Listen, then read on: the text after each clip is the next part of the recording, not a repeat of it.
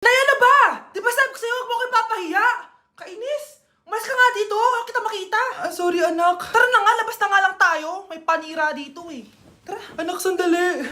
Anak, Scarlett, graduation mo pala bukas? O tapos?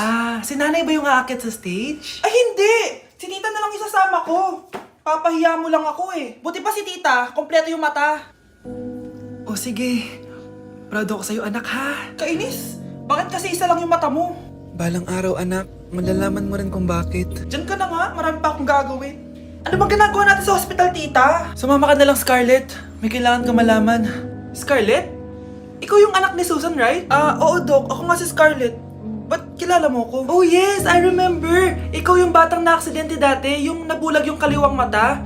Buti na lang dinonate ng nanay mo yung kaliwang mata niya para sa'yo. Kaya pala isa lang yung mata ni nanay. Alam mo, sobrang mahal ka ng nanay mo. Huwag mo siyang papabayaan, ha?